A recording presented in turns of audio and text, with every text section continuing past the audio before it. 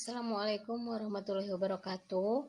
Halo semuanya, Alhamdulillah pada saat ini kita bertemu lagi dalam pembelajaran PPKN.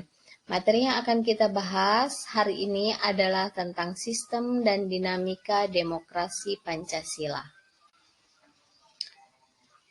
Sebelum membahas tentang dinamika demokrasi Pancasila, tentunya penting bagi kita untuk benar-benar memahami dari makna dari demokrasi itu sendiri terlebih dahulu. Memahami makna, arti, dan maksud sebenarnya dari demokrasi sangat penting dilakukan agar tidak terjebak pada penafsiran yang salah dalam mengartikan demokrasi. Salah penafsiran berarti salah juga dalam perwujudannya nanti. Nah, kata demokrasi berasal dari dua kata dalam bahasa Yunani, yaitu demos yang berarti rakyat dan kratos yang berarti pemerintahan. Oleh karena itu, demokrasi dapat diartikan sebagai pemerintahan rakyat.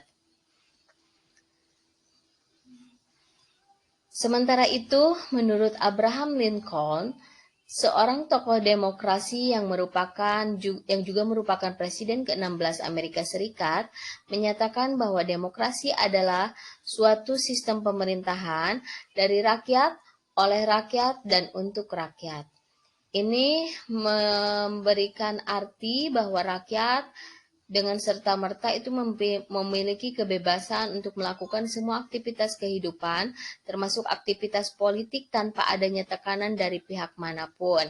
Karena pada hakikatnya yang berkuasa itu adalah rakyat untuk kepentingan bersama.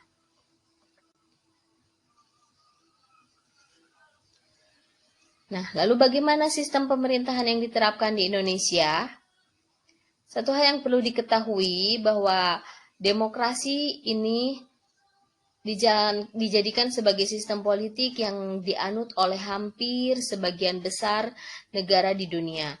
Namun tentunya dalam pelaksananya itu sendiri sangat beragam, tergantung dari sudut pandang masing-masing bangsa. Nah, Indonesia dalam penerapan sistem demokrasi juga memiliki sedikit perbedaan jika dibandingkan dengan negara demokrasi yang lainnya. Karakter yang khas yang membedakan demokrasi di Indonesia itu adalah diterapkannya Pancasila sebagai dasar negara.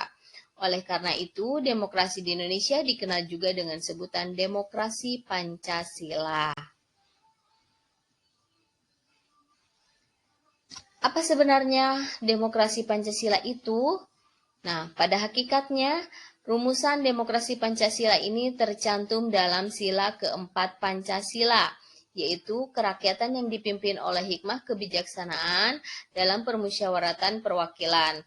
Rumusan tersebut pada dasarnya merupakan rangkaian totalitas yang terkait erat antara sila yang satu dengan sila yang lainnya.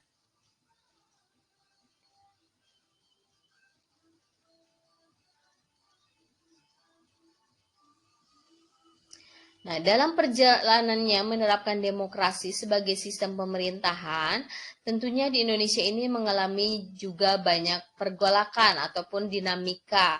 Pada satu masa demokrasi bisa benar-benar diterapkan, namun di masa yang lainnya terjadi reformasi yang kemudian menjunjung tinggi dari demokrasi.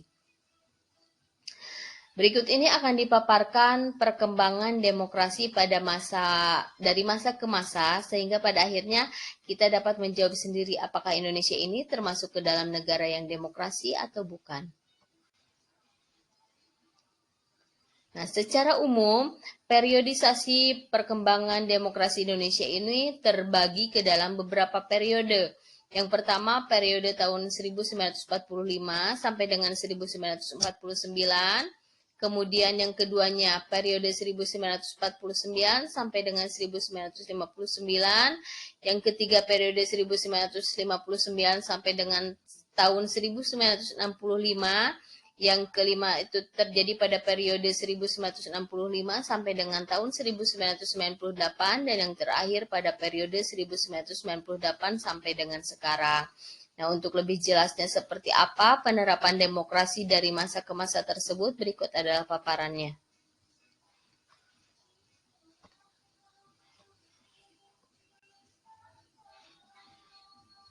Pertama, pada periode 1945 sampai dengan 1949, yang ini merupakan awal dari pelaksanaan demokrasi setelah kemerdekaan Indonesia.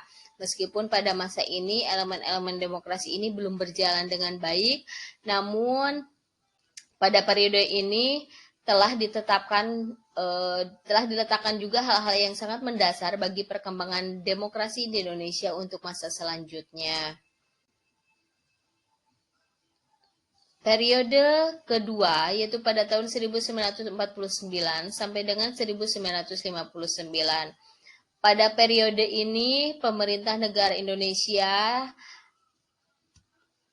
terjadi 2 kali pergantian Undang-Undang Dasar. Yang pertama terjadi pada rentang waktu 27 Desember 1949 sampai dengan 17 Agustus 1950. Pada waktu ini terjadi pergantian Undang-Undang Dasar 1945 dengan Konstitusi RIS. Dalam rentang waktu ini, bentuk negara kita berubah dari kesatuan menjadi serikat. Sistem pemerintahan pun juga berubah dari presidensial menjadi kuasi parlementer. Kemudian yang kedua, terjadi pergantian undang-undang dari Konstitusi RIS menjadi Undang-Undang Dasar Sementara 1950 atau seringkali disingkat dengan UUDS 1950.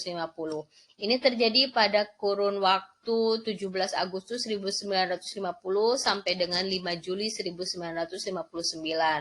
Nah, pada periode ini pemerintahan di Indonesia itu bentuk negaranya kembali berubah menjadi negara kesatuan dan sistem pemerintahannya menganut sistem parlementer. Sehingga pada periode ini Indonesia bisa dikatakan menganut demokrasi parlementer.